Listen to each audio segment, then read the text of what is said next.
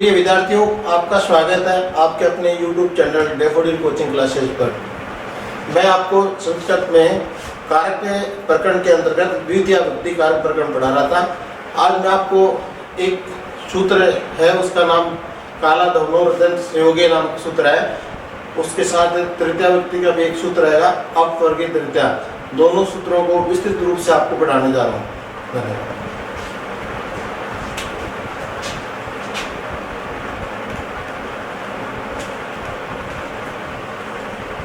काला धवनो तयंत संयोगी।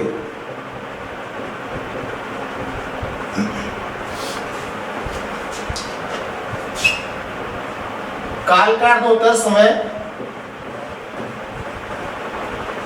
और इसके साथ ये लगा दें समयवाची। और इसमें दूसरा शब्द होता है अध्वन। अध्वन अध्वन का अर्थ होता है मार्गवाची।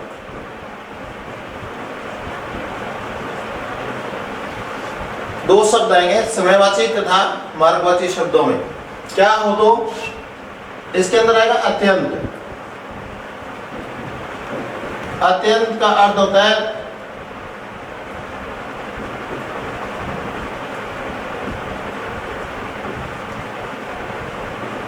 पूर्णतया द्योतित, यानी अंतिम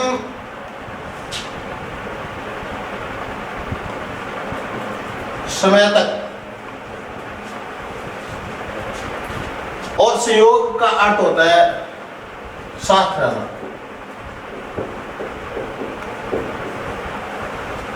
ये कुल मिलाकर के इसके अंदर चार शब्द हैं। क्या कहा? कालवाची, काल यानी समयवाची, तथा अध्वन, अध्वन यानी मार्गवाची शब्दों में यदि क्या हो, अत्यंत का अर्थ पूर्णतः, संयोग का अर्थ यदि निरंतरता हो, तो इन शब्दों के योग में द्वितीय विभक्ति का प्रयोग होता है। जैसे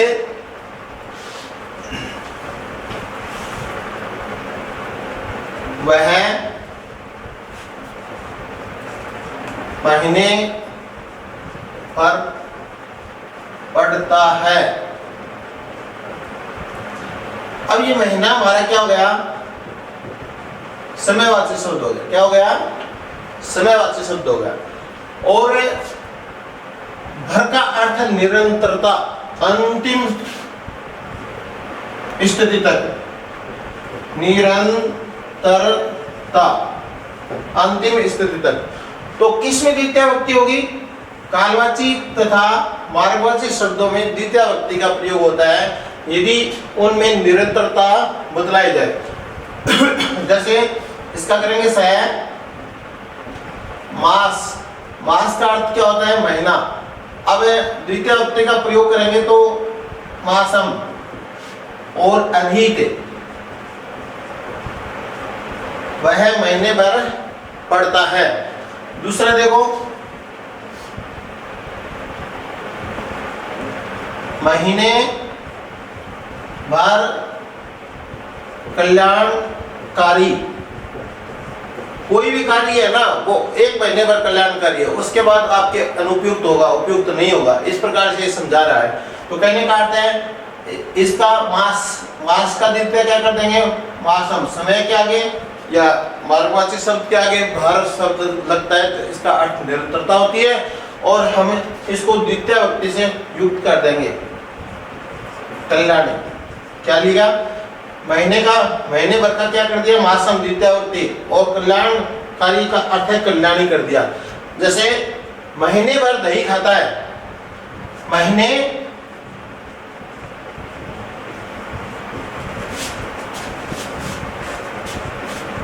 भर दही खाता है, इस प्रकार से ये वाक्य है। अब ये महीना हमारा क्या हो गया? समयवाची शब्द हो गया। और ऐसा नहीं है कि महीने के 20 दिन ही दही खाया, बल्कि अंतिम महीने के अंतिम दिन तक निरंतर रूप से दही को खाता जा रहा करता। तो कहने का अर्थ है इसमें द्वितीय विभक्ति का प्रयोग होगा। तो हम क्या करेंगे? मासम। क्या करेंगे? मासम। और दही का क्या कर देंगे? दधी। ये नपुंसकलिंग शब्द होता है, प्रथमा के एकवचन में इस प्रकार की स्थिति होती है। जैसे हमारा भारी शब्द होता है, नपुंसकलिंग होता है, प्रथमा के एकवचन में क्या नहीं होता है, विसर्ग नहीं होता है। ऐसे ही दधि शब्द भी क्या होता है, नपुंसकलिंग होता है, प्रथमा के एकवचन में क्या नहीं होगा, विसर्ग नहीं होगा। जैसे मधु होता है ऊ वाला, तो उसमें भी क्या नहीं होता है, विसर्ग नहीं होता है। ई और ऊ अंत वाले नपुंसकलिंग शब्दों में प्रथमा के एकवचन में विसर्ग नहीं होता है। तो ये है मासम। मासम में हमने कौन सी व्यक्ति कर दी, द्वितीय व्यक्ति कर दी। और दधियन दही और भूकते, भू अंग अड़े आधा और कै आधा और ते भूकते। अब इसकी स्थिति क्या है, निरंतरता है। जैसे कोई आदमी किसी पंडित जी के पास जाता है कि देखो हमारे लड़की विवाह करने योग्य है और उसका कोई सवा देखना है, तो पंडित जी को वो देखो वो 1 महीना है नहीं, वो साव के लिए कल्याण करिए, अगले महीने में देवता हो जाएगा। तो स्थिति क्या होगी, मास भर मंगल उत्सव, यानी महीने भर मंगल उत्सव है, उसके बाद है ना देवता सो जाएंगे। तो अब पूरा महीना क्या है, मंगलोत्सव के योग्य है, तो क्या कर देंगे, मासम। और मंगलोत्सव है, महीने भर मंगलोत्सव है। आगे जैसे वाक्य क्या होगा,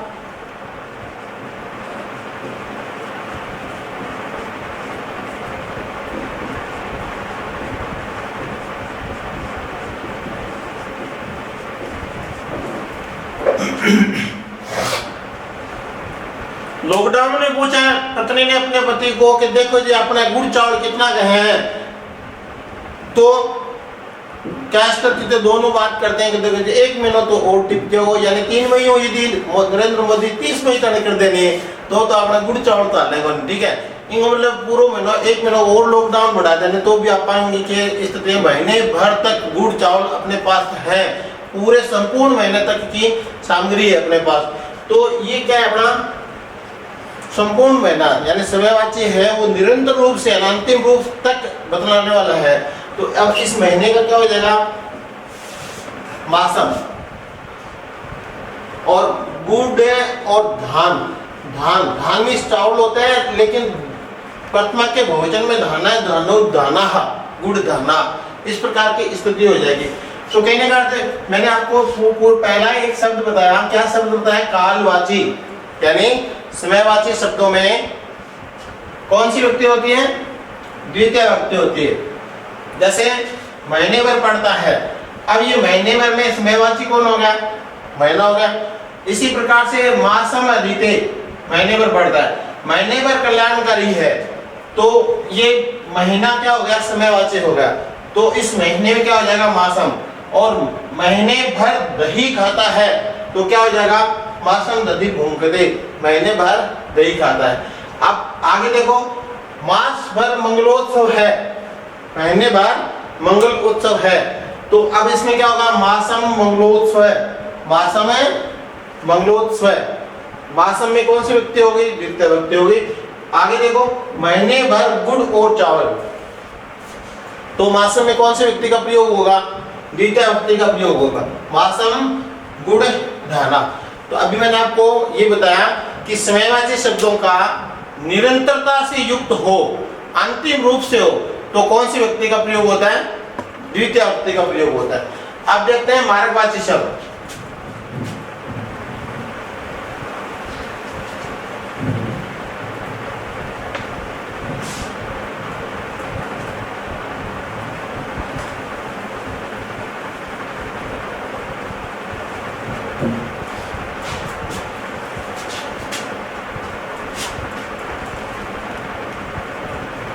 कोस भर नदी टेढ़ी है। एक नदी की लंबाई बता रहे हैं कि ये नदी क्या 40 किलोमीटर तक लगातार टेढ़ी है, तो देखने वाला या जानने वाला कहता है कि नहीं, ये तो सिर्फ कोस पर ही टेढ़ी है, आगे का पूरा मार्ग नदी का क्या है, सीधा है। तो कहने का क्या हुआ, ये कोस मार्ग क्या है, ये मार्ग है। जैसे फर्लांग, जैसे मील, जैसे योजन, जैसे कोस।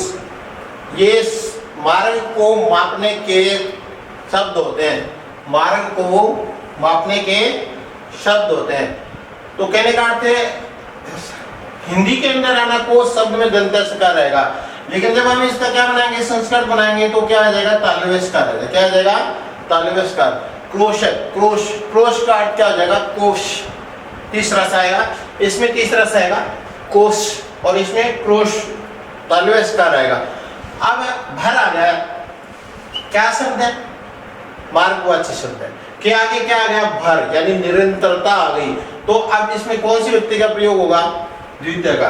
तो क्या कर दिया, क्रोशम। अब कुटिल, और आगे क्या है, नदी, नदी। नदी का प्रथमा का एकवचन क्या है, ऐसे होता है। जैसे क्या होगा, स्त्रीलिंग शब्द है, नारी, स्त्री, नदी। इनमें प्रथमा के एकवचन में क्या नहीं लगता है, विसर्ग नहीं लगता है। नारी, स्त्री, नदी, ई बड़ी अंत वाले स्त्रीलिंग शब्दों में प्रथमा के एकवचन में विसर्ग नहीं होता है, कुछ शब्दों को छोड़ करके। जैसे श्री शब्द होता है उसमें लगता है, कुछ शब्दों को छोड़ करके। तो अब ये क्या है, नदी हमारा क्या है, स्त्रीलिंग है। यदि ये पुल्लिंग होता ना तो क्या रहता, कुटिल रहता। लेकिन नदी शब्द अब हमारा क्या है, स्त्रीलिंग है, तो इसको हम क्या कर देंगे, कुटिला कर देंगे। क्या कर देंगे, कुटिला। तो क्रोशम कुटिला नदी। कोश भर नदी क्या है, टेढ़ी। अब दूसरा शब्द इसमें योजन ले लो, योजन भर वृक्ष हैं, इस प्रकार से। योजन में एक है ना, कोश का बड़ा भाग होता है। जैसे अभी मैं बताऊंगा आपको, योजन एक शब्द है, वो मार्ग को मापने का शब्द है, इसलिए इसमें कौन सी व्यक्ति का प्रयोग हो जाएगा, द्वितीय व्यक्ति का। आगे क्या लग रहा है, निरंतरता, संपूर्ण। एक कोश भर में के है वृक्ष लगड़ है, बाकी भाग के है बिना वृक्षम है, ठीक है। तो कोश भर, तो क्रोशम के स्थान पर अब हमारा माप क्या है, दूरी का, योजन। तो योजन में कौन सी व्यक्ति हो जाएगी, द्वितीय, योजनम।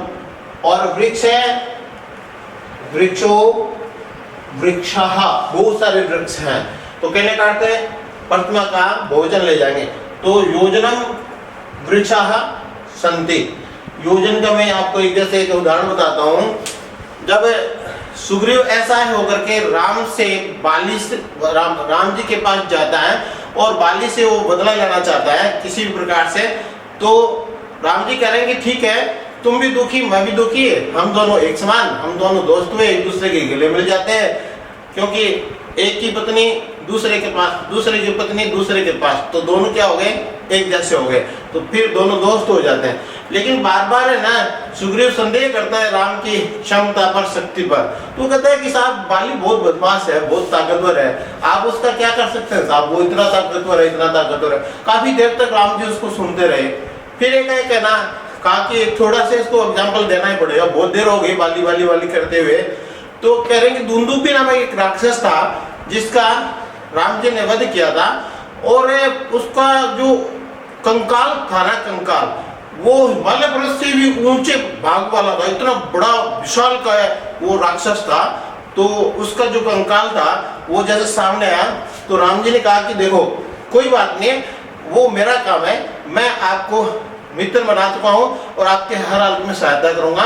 ऐसा सोचते हुए विश्वास दिलाने के लिए उस दुंदुभी के कालतंत्र को, जो हिमालय पर्वत से भी बड़ा था, अपने पैर की पादुकाएं निकाल करके अंगूठा, पैर का अंगूठा धीरे से इस प्रकार से खिसकाया और 100 योजन तक दूर ले गया। 100 योजन का अर्थ, एक योजन में 3 कोस होते हैं, 100 योजन का अर्थ है 300 कोस तक आगे ना, उसको यूं अंगूठे से, पैर के अंगूठे से सिर्फ, और हवा में ऐसे उछाल दिया।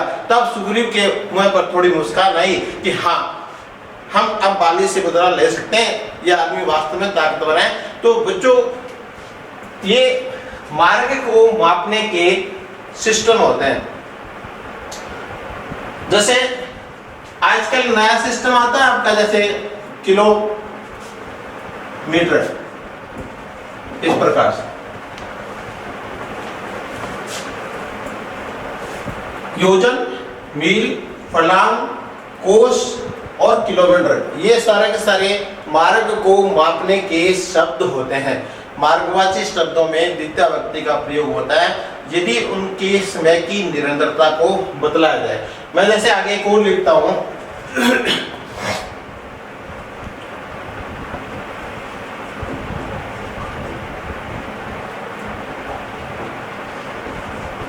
कोश भर पर्वत हैं, कोश भर पर्वत हैं।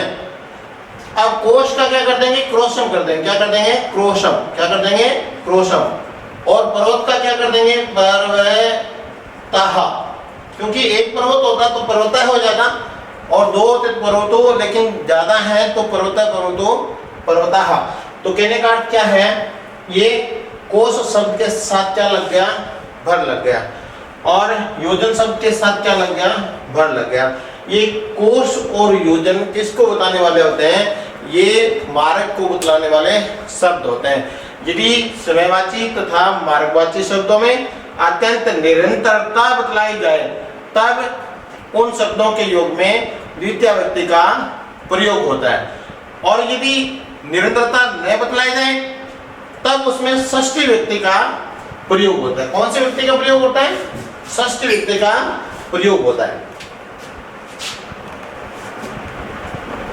ध्यान देने योग्य है, समयवाची तथा मार्गवाची शब्दों में निरंतरता हो तभी उसमें द्वितीय व्यक्ति का प्रयोग होगा।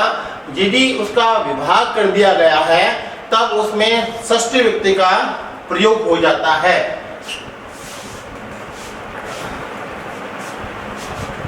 समयवाची तथा मार्गवाची शब्दों में यदि निरंतरता नहीं पाई जाए तब षष्ठी व्यक्ति होती है। कौन सी व्यक्ति होती है, षष्ठी व्यक्ति का प्रयोग होता है, षष्ठी व्यक्ति होती है।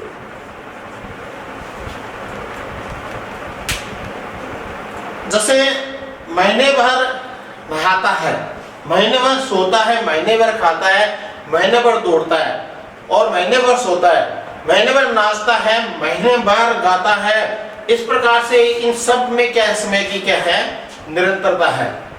कोई एक बच्चा है, वो पढ़ने में उसकी रुचि कम है, लेकिन दूसरे उसके दोस्त सारे सारे पढ़ने वाले हैं, तो जब भी कोई एग्जाम का नोटिफिकेशन आता है सारे दोस्त एक दूसरे को मोटिवेट करते हैं और परीक्षा के फॉर्म वगैरह भर देते हैं, ठीक है, और मोटी बुक ला करके अपने घर रखते हैं। तो एक बच्चा ऐसा होता है कि वो है ना 2 या 3 दिन ही पढ़ता है, कोई भी एग्जाम का फॉर्म भरो फर्स्ट के 2 या 3 दिन तो है ना लगातार पढ़ता रहता है, ठीक है, और फिर उसके बाद है ना वो कहता है कि नहीं अगली परीक्षा में तैयारी करेंगे। तो इसका मतलब बाकी दोस्त तो लगातार परीक्षा तक पढ़ेंगे या पढ़ते हैं, लेकिन उस दोस्त ने क्या है, समय को विभाजित कर दिया, छोड़ दिया। तो उसकी माँ या उसका पिताजी कहता है कि बेटा तू परीक्षा को फॉर्म भरे नहीं, जगह 2 दिन पढ़े पेपर हो जाता नहीं। तो इसका मतलब परीक्षा होती है तब तक कितने दिन पढ़ता है वो, सिर्फ और सिर्फ 2 दिन पढ़ता है। तो समय का क्या हो गया, विभाजन, विभाग हो गया।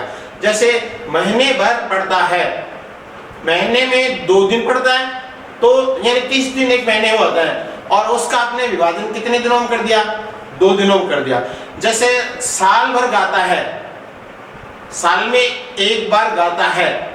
अच्छा आप खेत में जाऊंगा, जैसे आप हड़ जोतने जाऊंगा पहली बार सावणी में, तो आप तेजो गाऊंगा, तो के हाड़ी भी जान तेजो गावांगे बे गावा तो एक अलग बात बहुत कि मैंने हाड़ी ने आदत पड़ जाए वो के गिर दे, लेकिन घरे घर का और दूसरा के नहीं तो सावणी की रुत में ही है तेजो तो खोला गया, अब तेज बंद करो था, वो तो हाड़ियां की रुत आ गई। तो इस तरह की है, साल में एक बार ही तेजे का गीत गाया जाता है। कहने का अर्थ क्या हुआ, वह दिन में एक बार भोजन करता है, वह दिन भर खाता रहता है।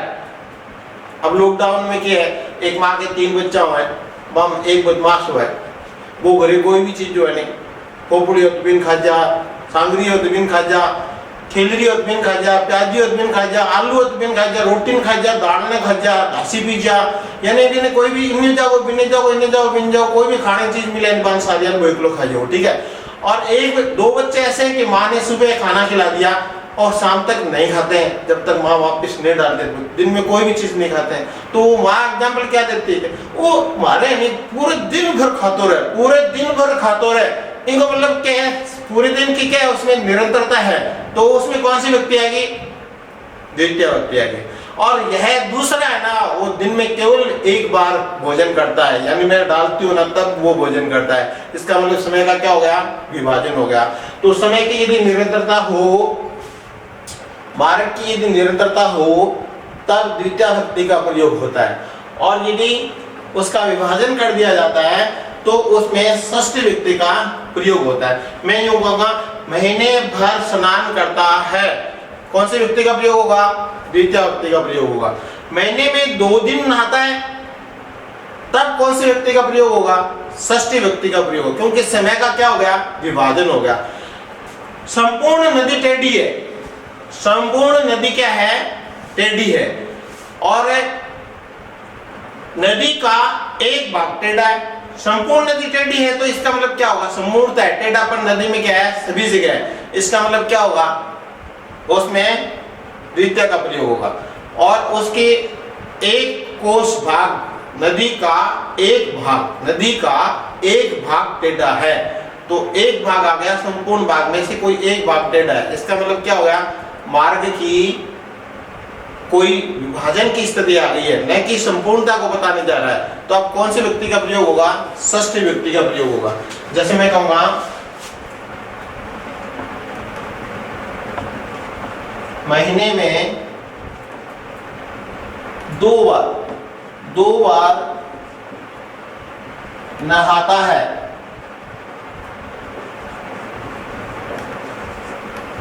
महीने में 2 बार नहाता है, कितने बार नहाता है, 2 बार। महीना हमारा क्या होगा, 30 दिनों का, कितने दिनों का हो गया, 30 दिनों का, से माइनस कितने दिन हटाए इसने, 2 दिन, यानी इसका महीने का क्या कर दिया, टुकड़ा कर दिया, विभाजन कर दिया। 5 दिन नहाता है, 7 दिन नहाता है, 11 दिन नहाता है, 13 दिन नहाता है, या एक दिन छोड़ करके एक दिन नहाता है, जो भी स्थिति हो, लेकिन संपूर्ण महीने में 30 दिन तक नहीं नहाता है। यदि 30 दिन तक नहाता है तो द्वितीय विभक्ति का प्रयोग होगा। और में यदि आप समय का विभाजन, दिनों का विभाजन कर देते हैं, तब षष्ठी विभक्ति का प्रयोग होगा। तो अब महीना यानी मास है ना, तो मासम नहीं आएगा, मासस्य आएगा, क्या आएगा, मासस्य। और कितने दिन, द्वि के आगे विसर्ग आ जाएगा, और स आधा और ना और ती, स्नाति यानी स्नान करता है। कितने महीने में कितने दिन स्नान करता है, 2 दिन स्नान करता है। इसी प्रकार से महीने में 2 दिन दही खाता है, महीने में कितने दिन, महीने में 2 दिन दही खाता है। एक जैसे डॉक्टर यूं कहता है कि भाई किसी कोई पेशेंट होता है, उसके ब्लड हीमोग्लोबिन कम हो जाता है, डॉक्टर उसको यूं कहता है कि आप है ना भरपूर मात्रा में दूध पियो, ठीक है। तो वस्तुतः उसके सामने हार्म में हो जाती है, घर पर तैयारियां भी हो जाती हैं, और जिसको दूध अच्छा नहीं लगता है वो दूध नहीं पीता है। और बड़ी मुश्किल से कभी कभार कोई हार्म में या जबरदस्ती की जाती है, तो 1 या 2 दिन वो दूध पी लेता है। 1 महीने बाद फिर डॉक्टर के पास जाता है, डॉक्टर कहता है कि आपका हीमोग्लोबिन फिर नहीं बढ़ा है, इसका मतलब आप दूध नहीं पीते हो। साथ में आए हुए पेशेंट के व्यक्ति कहता है कि साहब ठीक ना, अब दूध 1 महीने में 2 दिन पिए, 1 महीने में कितना दिन दूध पी रहे हैं पेशेंट, 1 महीने में जबरदस्ती साथ 2 दिन दूध पिलावा, तो महीने का क्या हो गया, विभाजन, कितने दिन नहीं पी रहा है, 28 दिन। और महीने भर पीता तो कौन सी विभक्ति आती है, द्वितीय विभक्ति आती। तो वस्तुतः अब इसका हम क्या करेंगे, मास जो समयवाची शब्द है उसका षष्ठी मास है से, और 2 दिन का अर्थ है द्वि का अर्थ क्या होगा, 2 दिन। और दही का क्या हो जाएगा, दही। और खाता का अर्थ है भूंगते, खाता का अर्थ क्या हो जाएगा, भूंगते, यानी महीने में 2 दिन दही खाता है। तो एक संपूर्ण महीना हुआ, और का क्या कर दिया, विभाजन कर दिया। यदि समय का संपूर्णता अंतिम रूप नहीं होगी, यदि उसका आप विभाजन करेंगे तब षष्ठी व्यक्ति का समयवाची शब्द में प्रयोग होगा। और यदि समय में क्या होगी, निरंतरता होगी, तो उसमें कौन से व्यक्ति का प्रयोग होगा, द्वितीय व्यक्ति का प्रयोग होगा। इसी प्रकार से इसमें दूसरा देखो मार्गवाची शब्द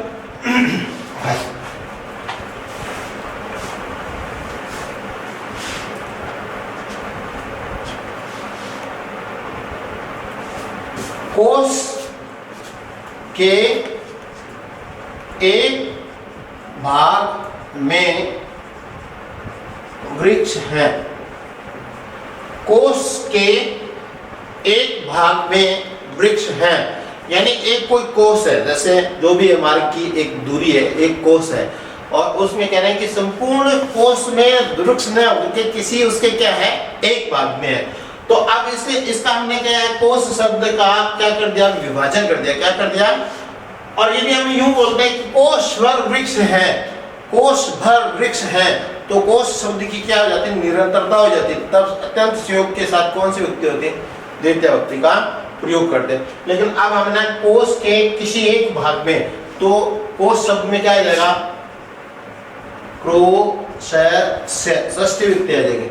और एक बात को एक देश और सप्तमी व्यक्ति का प्रयोग कर देंगे, एक देश है, और वृक्ष का क्या कर देंगे, वृक्षा।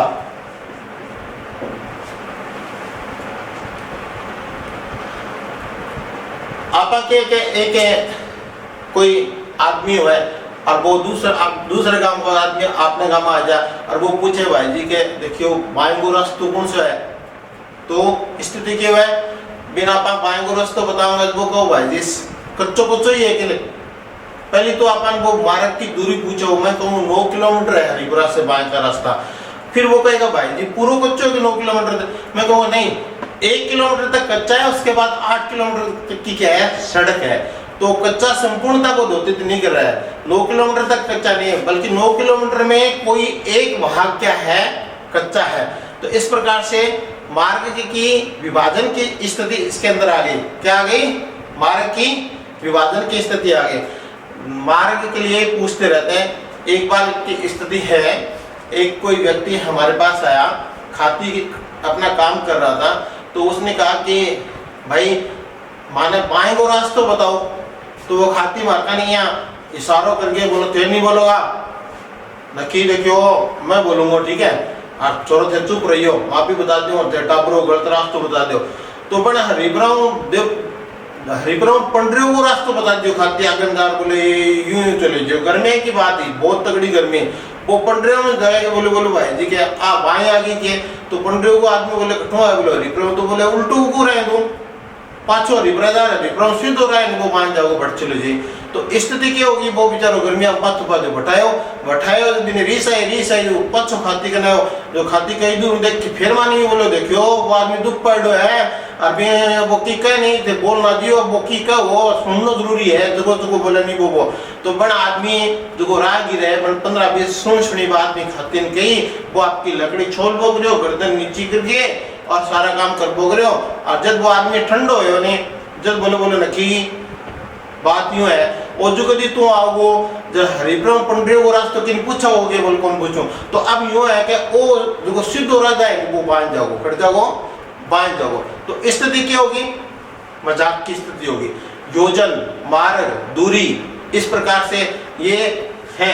यदि इनमें निरंतरता होगी तो कौन सी व्यक्ति आएगी, हरिपुरा से संपूर्ण पंडरियों तक गया, तो वो संपूर्ण पंडरियों से हरिपुरा तक फिर आया था, इसका मतलब क्या है, मार्ग की क्या थी, उसकी निरंतरता थी। और यदि वो आधे मार्ग में जाकर के किसी व्यक्ति से पूछता भाई साहब बाएं को रास्ता वो तो ना हो तो है नहीं, और तो पंडरियों को रास्ता, तो फिर वो आधा मार्ग में पाछो आ जाए, तो इनको मतलब क्या संपूर्ण दूरी के कौन करी, तय कौन करी। तो मेरा कहने का अर्थ ये है, समयवाची तथा मार्गवाची में शब्दों में द्वितीय व्यक्ति भी होती है, समयवाची तथा मार्गवाची शब्दों में षष्ठी भी होती है, और समयवाची तथा मार्गवाची शब्दों में तृतीय व्यक्ति का भी प्रयोग होता है। तो मैंने एक आपको ये कहा कि समयवाची तथा मार्गवाची शब्दों में अत्यंत संयोग की स्थिति अर्थात निरंतरता, पूर्णता होती हो, निरंतरता होती हो, तब तो उसमें कौन सी व्यक्ति आती है, द्वितीय व्यक्ति। और यदि उसका विभाजन कर दिया जाता है, जैसे महीने में 2 दिन आता है, महीने में 1 दिन पड़ता है, महीने में 3 दिन गाता है, साल में 1 दिन है ना दिखता ही नहीं है, तो कहने का अर्थ क्या हुआ, ये साल का विभाजन 1 दिन में आ गया, ये महीने 30 दिनों के विभाजन 2 दिन, 3 दिन, 7 दिन आ गए, तो विभाजन की स्थिति होगी ना। कोष यानी समयवाची तथा मार्गवाची शब्दों में यदि अत्यंत निरंतरता नहीं होती है तब षष्ठी व्यक्ति का प्रयोग होता है। जैसे मैं यूं कहूंगा, एक और देखो,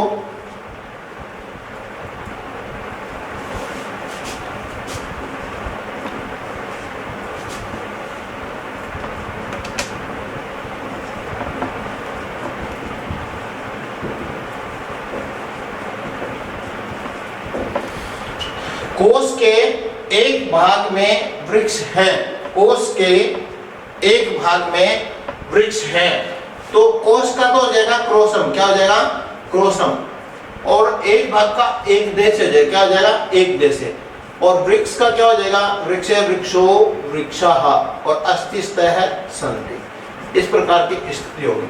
अभी मैंने आपको यूं कहा, समयवाची तथा मार्गवाची शब्दों में अत्यंत संयोग की स्थिति होती है तब द्वितीय व्यक्ति का प्रयोग होता है। और यदि मार्ग का विभाजन कर दिया जाए और यदि समय का विभाजन कर दिया जाए तब उनमें षष्ठी व्यक्ति का प्रयोग हो जाता है। अब इसमें एक है ना तृतीय व्यक्ति में एक सूत्र रहेगा अपवर्गे। कौन सा सूत्र रहेगा, अपवर्गे।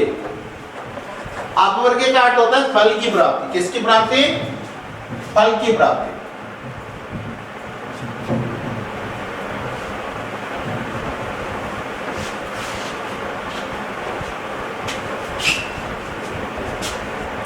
अपवर्गे, ये इसके अंदर है ना तृतीय व्यक्ति का प्रयोग होगा। कौन से व्यक्ति का होगा, तृतीय व्यक्ति का प्रयोग होगा।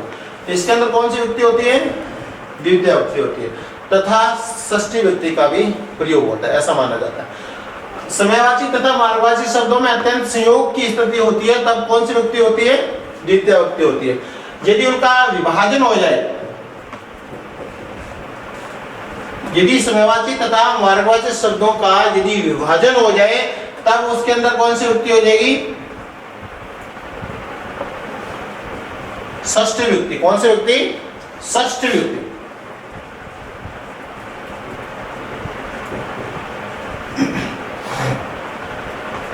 ये द्वितीय व्यक्ति।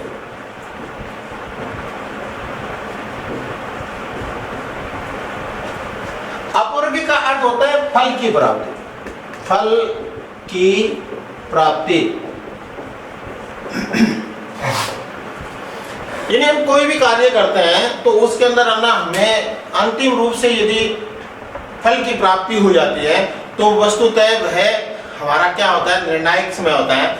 और यदि हम उसको बीच में छोड़ देते हैं या पढ़ते भी हैं या जाते भी हैं तो भी है ना हमें फल की प्राप्ति नहीं होती है, तो वस्तुतः उसमें फल की प्राप्ति न होने पर वापस कौन सी व्यक्ति आ जाएगी, द्वितीय व्यक्ति आ जाएगी। साल भर पढ़ा, साल भर पढ़ा फिर भी नंबर नहीं आए, साल भर पढ़ा, साल हमारा क्या है, मार्गवाची शब्द है, और फिर भी नंबर नहीं है, तो इसका मतलब क्या हो गया, फल की प्राप्ति नहीं हुई है। फल की प्राप्ति नहीं होगी तो साल भर में कौन से व्यक्ति का प्रयोग होगा, द्वितीय व्यक्ति का।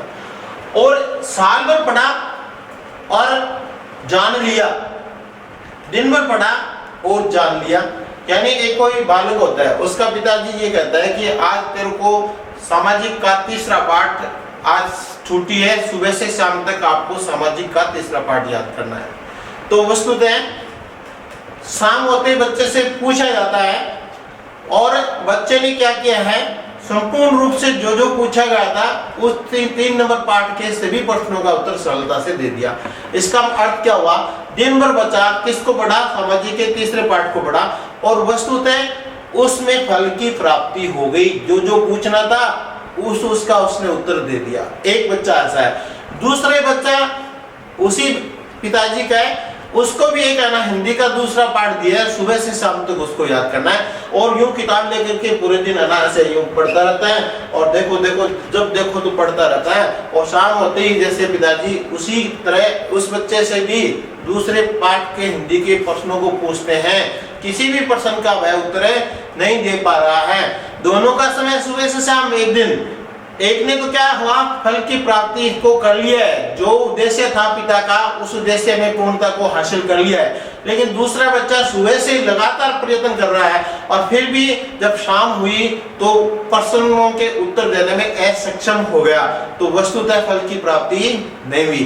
फल की प्राप्ति नहीं होगी तो किसमें होगी, द्वितीय व्यक्ति का प्रयोग होगा।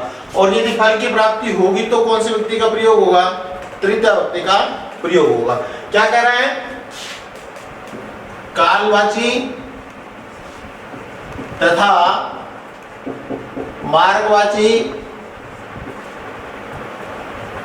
शब्दों के योग में तृतीय व्यक्ति आती है। तृतीय व्यक्ति होती है जब फल की प्राप्ति हो,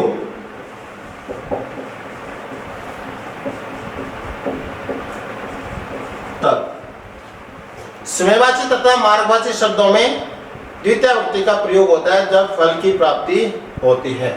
जैसे मैं यूं कहूंगा, दिन भर पढ़ा, दिन भर पढ़ा तथा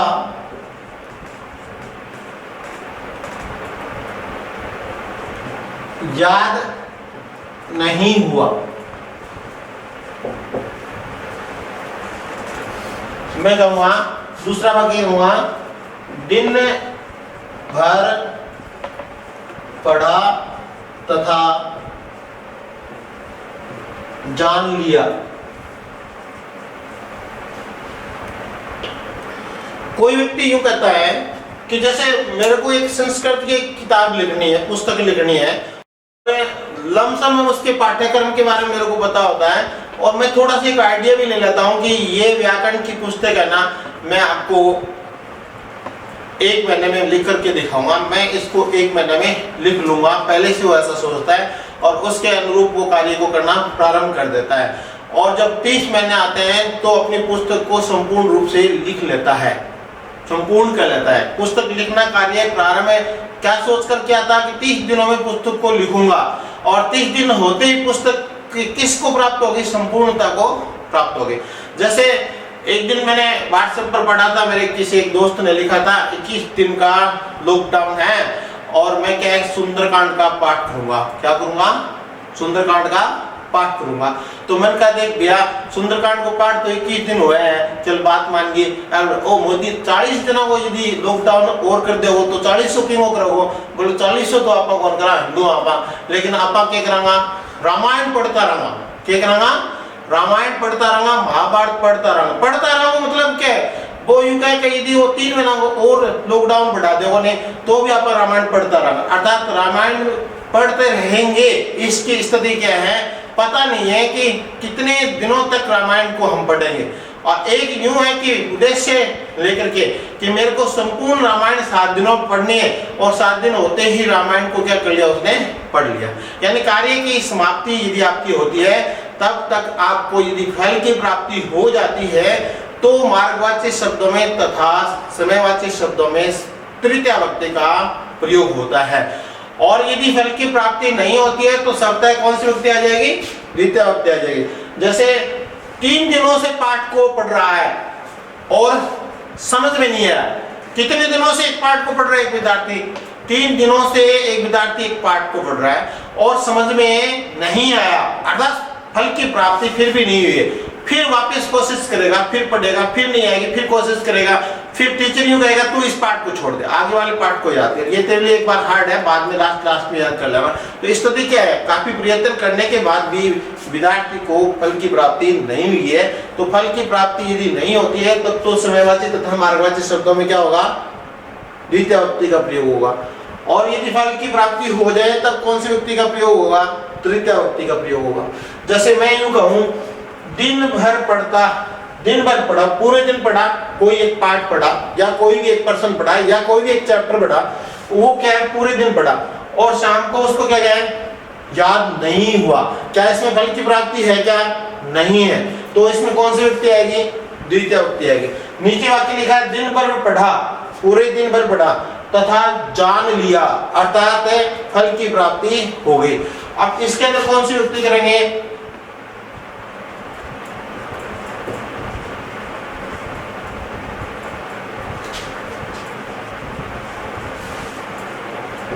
दिनम पठित है, दिन भर पढ़ा तथा, देखो अवगत है, क्या हो जाएगा, अवगत है, जान लिया। इसमें क्या है, भूतकाल की क्रिया आएगी लास्ट में। जैसे साल भर पढ़ा और समझ लिया, इसका मतलब क्या है, भूतकाल की क्रिया आएगी। और भूतकाल में दो प्रत्ययों का प्रयोग होता है, एक कौन सा प्रत्यय, कत प्रत्यय, और एक है कत्वतु प्रत्यय, कत और कत्वतु प्रत्यय। इसमें कौन सा प्रत्यय हो गया, अवगतम में गम धातु प्लस कौन सा प्रत्यय हो गया, कत प्रत्यय हो गया, गम धातु और कत प्रत्यय, भूतकाल का प्रयोग हो गया। इसी प्रकार से क्रोशम पाठम अधीतवान, क्रोशम पाठम अधीतवान। जैसे एक कोई विद्यार्थी होता है, उसके काम की अधिकता होती है और फिर भी है ना उसको होमवर्क दिया जाता है, याद करने के लिए दिया जाता है, अधिकता कार्य के होने की वजह से वह पूर्णतः समय नहीं दे पाता है पढ़ाई को।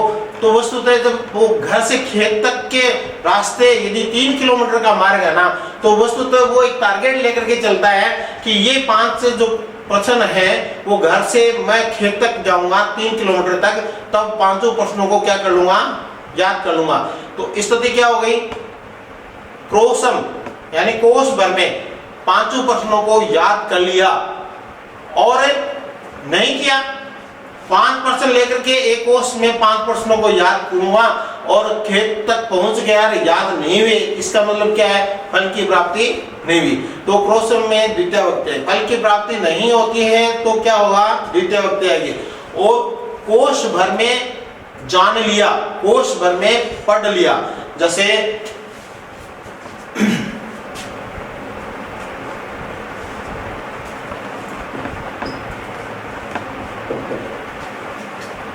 सप्ते दिने व्याकरणम,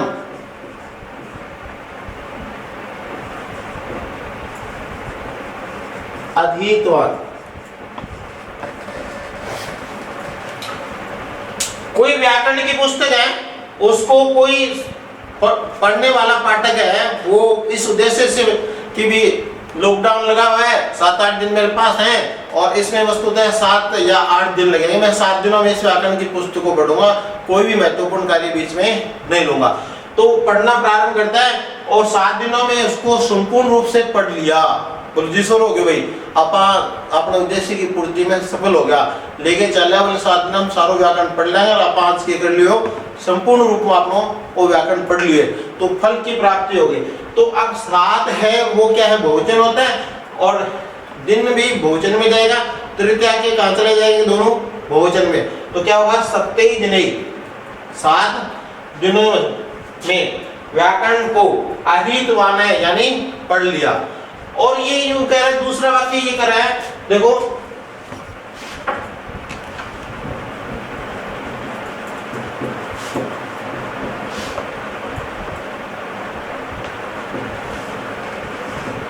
सात दिनों से व्याकरण पढ़ा, ठीक है, और समझा नहीं, पढ़ रहा है लेकिन लास्ट में 7 दिन के बाद पाठक के क्या समझ में आया कि आप पढ़े तो थे लेकिन है ना मजा नहीं आया, बल्कि वस्तुतः आधा अधूरा ज्ञान हुआ है, दोबारा इसको पढ़ना पड़ेगा। इसका मतलब क्या नहीं हुआ, पाठक को फल की प्राप्ति नहीं हुई। तो अब ये कह रहे समझा नहीं, अर्थात फल की प्राप्ति नहीं हुई। फल की प्राप्ति नहीं होगी तो कौन सी व्यक्ति आएगी, द्वितीय व्यक्ति। तो 7 को क्या बोलेंगे, सप्तम, और दिन को क्या बोलेंगे, देखो ये सप्ताह है, ये प्रथमा के कितने में से आएगा, और दिनम दिने दिनानी, दिनम दिने दिना, दीना और नी, द्वितीय व्यक्ति आ जाएगी। और ये जगह व्याकरण में, और समझा नहीं, न अवगत है। अवगत होता तो कौन सी व्यक्ति आ जाती है इनमें, द्वितीय व्यक्ति आ जाती। समझ लिया, 7 दिनों में व्याकरण को समझ लिया तो कौन सी व्यक्ति होती, 7 दिन में द्वितीय व्यक्ति होती। लेकिन 7 दिन लगातार पढ़ा है फिर भी है ना उसको क्या नहीं हुआ, समझा नहीं, समझ में नहीं आया, तो वस्तुतः कौन सी व्यक्ति आ जाएगी, द्वितीय व्यक्ति का प्रयोग होगा, न कि तृतीय व्यक्ति का प्रयोग होगा। अब देखो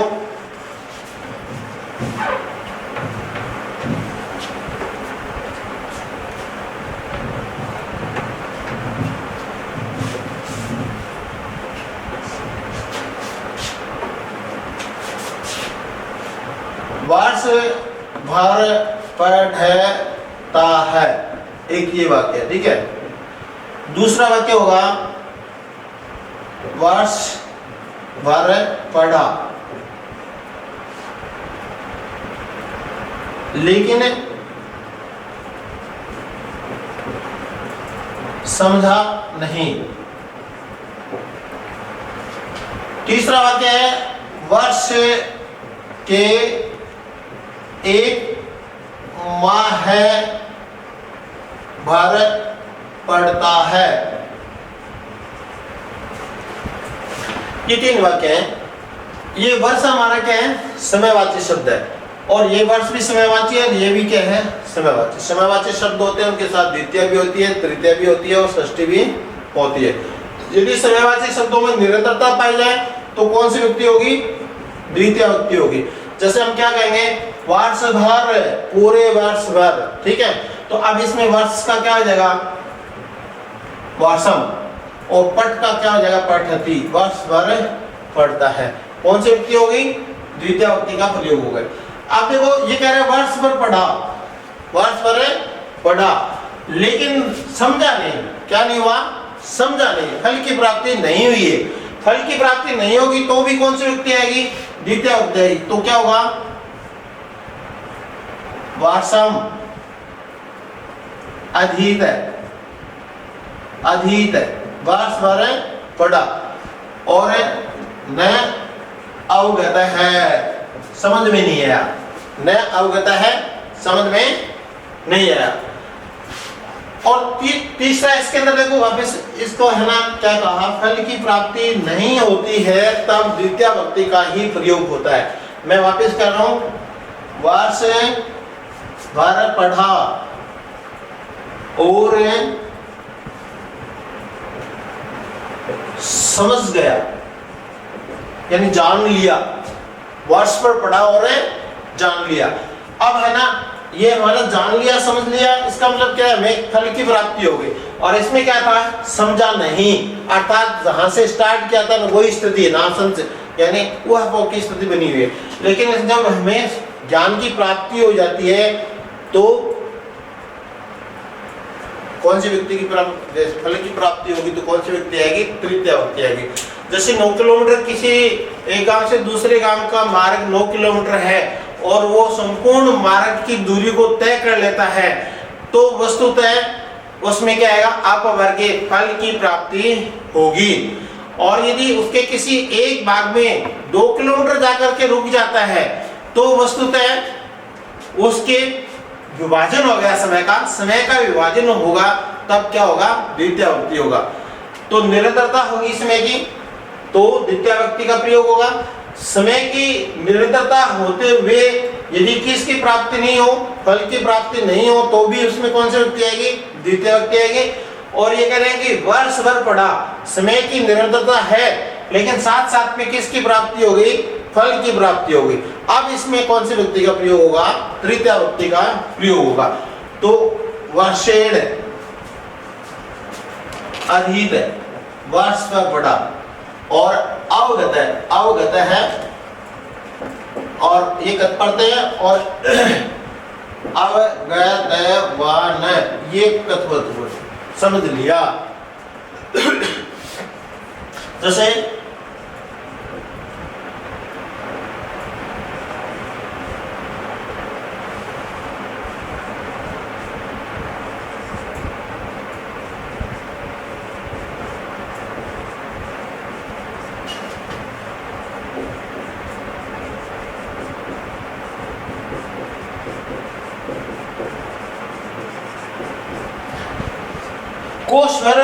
कोष भर लगातार पढ़ता रहा और जान लिया, कोष भर लगातार पढ़ता रहा और जान लिया। इसमें अब जान लिया का मतलब समझ में आ गया, समझ में आ गया तो फल की प्राप्ति होगी, फल की प्राप्ति होगी तो क्या होगा, इसमें तृतीय विभक्ति होगी। क्या हो जाएगा, क्रोसेन, क्या होगा, क्रोसेन तृतीय आएगी, क्रोसेन पठित पढ़ पढ़ पढ़ा और अवगत है जान लिया, अवगत है जान लिया। और कोष भर पढ़ता है और समझ में नहीं आया, कोष भर पढ़ता है और समझ में नहीं आया, तब द्वितीय विभक्ति का प्रयोग होगा। कौन सी विभक्ति का प्रयोग होगा, द्वितीय विभक्ति का प्रयोग होगा। तो बच्चों मैंने आज आपको द्वितीय विभक्ति का एक सूत्र है उसको मैंने आपको पढ़ाया, काला धनोर अत्यंत संयोगे। इसका अर्थ होता है कालवाची तथा अध्वन का, कालवाची यानी समयवाची तथा अध्वन का अर्थ मार्गवाची शब्दों में अत्यंत संयोग की स्थिति होती है तब द्वितीय विभक्ति का प्रयोग होता है। और यदि उनमें किसकी प्राप्ति हो, फल की प्राप्ति हो जाती है, निरंतरता रहते हुए फल की प्राप्ति हो जाती है तो उसमें कौन सी विभक्ति का प्रयोग होगा, तृतीय विभक्ति का प्रयोग होगा। और यदि समयवाची तथा मार्गवाची शब्दों में विभाजन कर दिया जाए, जैसे महीने में 2 दिन पड़ता है, साल में 1 दिन रोता है, बोलो आओ आज कल तब रोए क्या, बोलो इन आदत है वो महीने में 2 दिन रोए घुमाता हूँ। जहाँ मैं आपको मेरी आदत बताता हूँ, मैं महीने में 2 दिन कार्य नहीं करता हूँ, पूर्णतया कार्य नहीं करता हूँ, कोई भी कितनी भी परिस्थितियां घर की हो, लेकिन यूं है ना कम से कम महीने में 2 दिन उदासीन रहता हूँ और कार्य से रहित रहता हूँ। सब लोग जानते हैं मेरे बारे में, मेरे नजदीकी लोग सब लोग जानते हैं कि वस्तुतः महीने में 2 दिन ये कार्य नहीं करता है। इसका मतलब कौन सी व्यक्ति का प्रयोग हो गया, महीने में 2 दिन कार्य नहीं करता है, इसका मतलब महीने का विभाजन होते ही षष्ठी व्यक्ति का प्रयोग होगा। दूसरा व्यक्ति कहता है कि ये आपका 2 दिन घर रहता है, गलत बात है, हमारा तो है नहीं, पूरा 30 दिन है नहीं कार्य करें, इसका मतलब क्या होगा, निरंतरता होगी। तीसरा व्यक्ति कह रहा है कि थाला करता होगा 30 दिन कार्य, मैं तो कोई यहाँ हिलचुलड़ा देखा नहीं था, ठीक है, अर्थात फल की प्राप्ति अभी भी नहीं हुई है, फल की प्राप्ति नहीं होगी, 30 दिन की निरंतरता है फिर भी फल की प्राप्ति नहीं हुई है, तो भी कौन सी व्यक्ति का प्रयोग होगा, तृतीय व्यक्ति का प्रयोग होगा।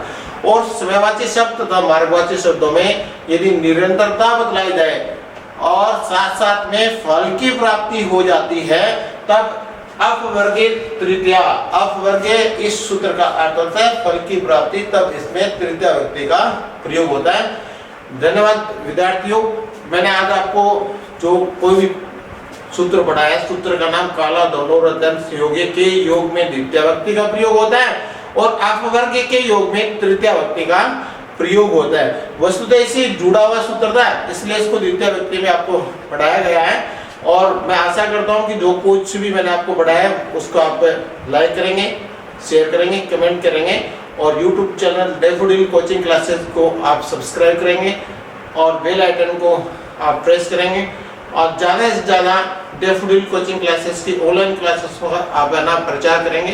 धन्यवाद, जय।